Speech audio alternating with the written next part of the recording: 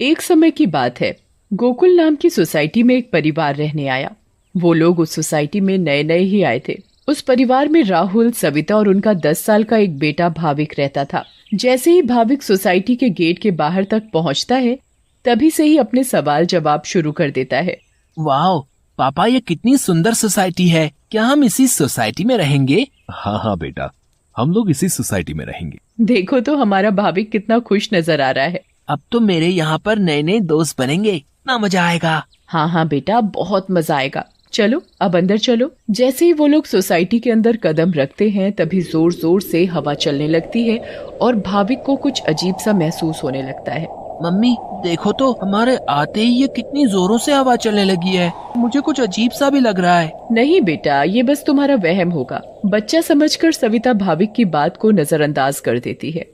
वो लोग अपने फ्लैट पर पहुंचते हैं। चलो चलो, अब आप दोनों जल्दी से फ्रेश हो जाओ, सोने का समय हो गया है। हाँ, क्योंकि कल मुझे इंटरव्यू के लिए भी जाना है। भाविक, राहुल और सविता कमरे में जाकर सो जाते हैं।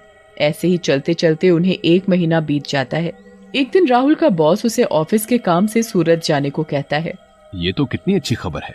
मैं ये बात सोसाइटी जाकर सविता और भाविक को बताऊंगा, तो वो दोनों भी बहुत खुश हो जाएंगे। राहुल घर जाकर ये बात सविता और भाविक को बताता है। सविता, ओ सविता, कहाँ हो तुम? तुम्हें एक खुशखबरी देनी है। अरे हाँ हाँ, क्या हुआ? इतना क्यों चिल्ला रहे हैं आप? हाँ पापा, क्या हुआ? आप इतने खुश क्यों नजर आ रहे हो? अरे खुश ना हो तो क्या करूं, बात ही ऐसी है। अब आप बताएंगे भी, क्या बात है? मुझे मेरी नौकरी की तरफ से सूरत ले जा रहे हैं। बहुत बड़ा प्रोजेक्ट है। अगर सब अच्छे से हो गया तो क्या पता वहाँ से आने के बाद मेरा इंक्रीमेंट भी हो जाए। अरे वाह, ये तो बहुत अच्छी खबर है। वाह पापा, आप तो सूरत जा रहे हो। मैं भी जाऊंगा, मैं भी जाऊंगा। बेटा, मैं तुम्हें अपने साथ नहीं ले जा सकता। और सविता, तुम मेरा सामान पैक कर दो। मुझे आज ही रात 12 बजे तक निकलना है। मैं बस कुछ ही दिनों के लिए जा रहा हूँ। सविता राहुल का सामान पैक कर देती है और राहुल उसे रात 12 बजे सूरत के लिए निकल जाता है। चलो भाविक, अब तुम भी जल्दी से दूध पीकर कमरे में सोने चलो। ठीक है मम्मी। सविता और भाविक अपने कमरे में चले जाते हैं। सविता तो सो जाती है, मगर भाविक को नींद नहीं आती। बहुत तेज बारिश होने लगती है। भाविक बालकनी में जाकर खड़ा हो जाता है और बारिश के मजे लेने लगता है। वाह, कितना सुंदर नजारा है। भाविक की नजर अचानक सामने वाले फ्लैट पर पड़ती है, तो वहाँ एक मोमबत्ती जल रही होती है। ये क्या है? ये सामने से कैसी रोशनी दिखाई दे रही है? ऐसा लग रहा है जैसे कोई मोमबत्ती जली हुई हो। अगर जब से हम यहाँ आए हैं तब से तो ये फ्लैट बंद पड़ा है। भाविक को फिर अचानक से एक औरत चलती हुई दिखती है। अरे ये औरत कौन है? कहीं यहाँ कोई भूत तो नहीं? मम्मी, मम्मी, भूत, भूत, मम्मी, मम्मी बचाओ, मुझे बचाओ। क्या हुआ बेटा, क्या हुआ? तुम इतना क्यों घबरा रहे हो? मम्मी, वो भूत, भूत। क्या बोले जा रहे हो तुम? ठीक से बोलो, मुझे कुछ भी समझ में नहीं आ रहा है। मम्मी, मुझे नींद नहीं आ रही थी तो मैं बालकनी में जाकर खड़ा हो गया और बारिश देखने लगा। तभी मैंने सामने के फ्लैट में जलती हुई मोमबत्ती देखी और एक औरत को देखा। नहीं बेटा, ये भूत वूत कुछ नहीं होता। ये तुम्हारे मन का वहम है। नहीं मम्मी, मैं सच कह रहा हूँ। नहीं बेटा, चलो अब सो जाओ, रात बहुत हो रही है। नहीं, मैं आपको लेकर जाता हूँ। अच्छा चलो, दिखाओ कहाँ है भूत। फिर भाविक सविता को बाहर लेकर जाता है। कहाँ है भूत? मुझे तो कहीं कोई नहीं दिख रहा। मम्मी देखो, वहाँ पर देखो, वो सामने वाले फ्लैट में। अरे बेटा, कुछ भी नहीं है वहाँ पर। नहीं मम्मी, मैं झूठ नहीं बोल रहा। अच्छा ठीक है ठीक है, चलो अब जल्दी कमरे में जाओ और सो जाओ। फिर वो दोनों कमरे में जाकर सो जाते हैं। भाविक, अब तुम्हें डरने की कोई जरूरत नहीं है। मैं तुम्हारे साथ सो रही हूँ ना, अब तुम आराम से सो जाओ। अगली सुबह भाविक सोसाइटी के दूसरे बच्चों से मिलता है। तुम सबके नाम क्या है? मेरा नाम पिंकू है। मेरा नाम सोनू है। और मेरा नाम गोली है। सारे बच्चे मिलकर पूरा दिन खूब मस्ती करते हैं। फिर रात में सारी औरतें सोसाइटी कंपाउंड में बातें करती हैं। तभी सविता रात की बात सारी औरतों को बताती है। दूसरी ओर भाविक और उसके सारे दोस्त लुका छुपी खेल रहे होते हैं। पिंकू गिनती करना शुरू कर देता है।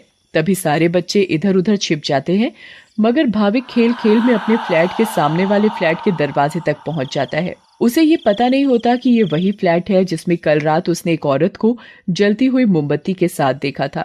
अरे, ये दरवाजा तो खुला हुआ है और यहाँ तो कितनी सारी लाइटें हैं। चलो अब मैं जल्दी से इस घर में छिप जाता हूँ ताकि मुझे कोई ढूंढ ही ना पाए। वो जगह ठीक है, मैं उस कमरे में जाकर छिप जाता हूँ। भाविक जैसे ही उस फ्लैट के कमरे की ओर जाने लगता है, वैसे ही बाहर की सारी लाइट्स लुप लुप होने लगती हैं। ये क्या हो रहा है यहाँ पर? अचानक ये लाइटें लुप लुप कैसे होने लगी? भाविक इधर उधर देखने लगता है। तभी भाविक की नजर दरवाजे के ऊपर पड़ती है। ये दरवाजे के ऊपर क्या लिखा हुआ है? भूत! मम्मी, मम्मी बचाओ बचाओ! भाविक चिल्लाते हुए सोसाइटी कंपाउंड में जा पहुंचता है। अरे, ये आवाज तो भाविक की लग रही है। ये तो भाविक की ही आवाज है। भाविक की आवाज सुनकर सारी औरतें और आदमी कंपाउंड में जमा हो जाते हैं। तभी वो देखते हैं कि सामने से भाविक भागते भागते चला आ रहा है। मम्मी, मम्मी, वहाँ सच में वहाँ भूत है। क्या हुआ बेटा भाविक? हाँ बेटा, क्या हुआ? तुम इतने घबराए हुए क्यों लग रहे हो? हाँ बेटा, कुछ तो बताओ। कहीं तुमने फिर से सामने वाले फ्लैट में भूत तो नहीं देख लिया? भूत? भूत? कहाँ है भूत? मैं छुपने के लिए एक फ्लैट में चला गया क्योंकि उसका दरवाजा खुला हुआ था। मैंने वहाँ लिखा देखा। क्या लिखा देखा और कहाँ देखा? कि यहाँ से चले जाओ वरना मैं तुम्हें मार दूंगी। चलो बेटा, तुम हमें वहाँ लेकर चलो। हाँ, चलो अंकल, मैं आपको वहाँ लेकर चलता हूँ, आप खुद ही देख लेना। भाविक सभी लोगों को उस फ्लैट में लेकर जाता है। कहाँ लिखा है बेटा? अरे, यहीं तो लिखा था। चलो भाई, यहाँ तो कुछ भी नहीं है। बेटा भाविक, चलो अब चलो। सभी लोग भाविक को वहाँ से ले जाते हैं, मगर भाविक उस दरवाजे को देखते देखते चलता है। नहीं अंकल, मैं सच बोल रहा हूँ। हमें इस बच्चे की बात एक बार मान लेनी चाहिए और आज रात मिलकर सोसाइटी पर नजर रखनी चाहिए। हाँ, आप सही बोल रहे हो। क्या पता ये सब सच हो। तो ये तय रहा कि आज रात हमारे पति सोसाइटी की देखभाल करेंगे। उस रात 3 आदमी सोसाइटी के गेट पर खड़े रहकर सोसाइटी की देखभाल कर रहे थे। मुझे जरा बाथरूम जाना है, मैं बस अभी जाकर आता हूँ। हाँ ठीक है, तुम होकर आओ। क्या हुआ जी? गुड्डू को बहुत डर लग रहा है और वो बोल रही है कि आप ही उसे सुलाएंगे, तो आप जरा ऊपर आकर उसे सुला जाएंगे? ठीक है, अभी आता हूँ। दूसरा आदमी पहले आदमी से बोलता है। मैं जरा अपनी बेटी को सुलाकर आता हूँ, उसे डर लग रहा है। अब सोसाइटी के दरवाजे पर सिर्फ रमेश यानी तीसरा आदमी ही बचता है। कहाँ रह गए ये दोनों? वो आदमी इधर उधर घूमता रहता है और अब उसे भी अकेले डर लगने लगता है। तभी उस आदमी को किसी औरत का साया दिखता है। उसके लंबे खुले हुए बाल और पायल की छम छम आवाज। चुड़ैल, बचाओ बचाओ, चुड़ैल। फिर अचानक वो चुड़ैल उसके सामने आ खड़ी होती है और आदमी बहुत तेज चिल्लाता है और वहीं बेहोश हो जाता है। अरे, ये चिल्लाने की आवाज किसकी आई? हाँ, आवाज तो मुझे भी आई। चलो चलकर देखते हैं। सारे सोसाइटी वाले अपनी बालकनी में आ जाते हैं तो वो क्या देखते हैं कि वहाँ रमेश बेहोश पड़ा हुआ था। ये आवाज कैसी आई थी? फिर सोसाइटी वाले नीचे आ जाते हैं तो वो वहाँ पर रमेश को जमीन पर पड़ा हुआ देखते हैं। सब जल्दी से नीचे आते हैं। सविता और भाविक भी नीचे आ जाते हैं। अरे, कोई इन्हें होश में लाओ। उठिए भाई साहब, उठिए। फिर कुछ ही देर में रमेश को होश आता है और वो सारी बात सोसाइटी वालों को बताता है जो उसके साथ कुछ देर पहले हुई थी। तभी सोसाइटी में अजीब सी आवाजें आने लगती हैं। मम्मी, देखा ना, मैंने बोला था ना कि भूत है। हाँ बेटा, तुम सही कह रहे थे। तभी सोसाइटी के बीचों बीच धुआं उठने लगता है और वहाँ वो चुड़ैल आ जाती है। कौन हो तुम और क्यों हमें इतने दिनों से परेशान किया हुआ है? हाँ, बताओ, क्यों तुमने इतने दिनों से इन लोगों को परेशान किया हुआ है? हम भी तो इसी सोसाइटी में रहते हैं। तुमने कभी हमें तो परेशान नहीं किया, तो इन लोगों को ही क्यों? हाँ, बोलो बोलो। तुम्हारी वजह से मैं कितना डर गई थी। बताती हूँ, सब बताती हूँ। कई सालों पहले जब मेरी शादी हुई तो मैं और मेरे पति रवि सविता के सामने वाले फ्लैट में रहने आए। हम बहुत खुश थे, पर अचानक मेरी माँ की तबीयत खराब होने की वजह से मुझे कुछ दिन के लिए यहाँ से जाना पड़ा और तभी सविता के फ्लैट में एक बहुत सुंदर लड़की रहने आई।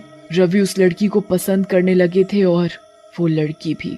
उस लड़की को ये बात नहीं पता थी कि रवि शादीशुदा है। मैं जब वापस आई और मुझे ये सब पता लगा तो मैंने रवि को समझाने की बहुत कोशिश की, बहुत लड़ाई की, पर वो नहीं माने। रवि मुझे छोड़कर उस लड़की से शादी करना चाहते थे और एक दिन रवि और वो लड़की चुपके से अचानक कहीं चले गए। मैंने उन्हें ढूंढने की बहुत कोशिश की मगर वो मुझे कहीं नहीं मिले और एक दिन मैंने उन दोनों को बाजार में साथ देखा। उन दोनों ने शादी कर ली थी। मैं भागते हुए घर आई और ये बात मुझसे बर्दाश्त नहीं हुई और उसी रात मैंने फ्लैट से कूदकर अपनी जान दे दी और उस दिन से इस फ्लैट में किसी को रहने नहीं देती जिसमें सविता और उसका परिवार रहता है। हमें बहुत दुख हुआ सुनकर जो भी तुम्हारे साथ हुआ, पर इसमें मेरे और मेरे परिवार का क्या कसूर है? हाँ आंटी, आप तो अच्छी आंटी हो, ऐसे कैसे कर सकती हो? चुड़ैल भाविक की मासूमियत देखकर पिघल जाती है। ठीक है, अब मैं तुम लोगों को कभी परेशान नहीं करूंगी। ऐसा कहते ही वो चुड़ैल हवा में गायब हो जाती है और कभी किसी को परेशान नहीं करती।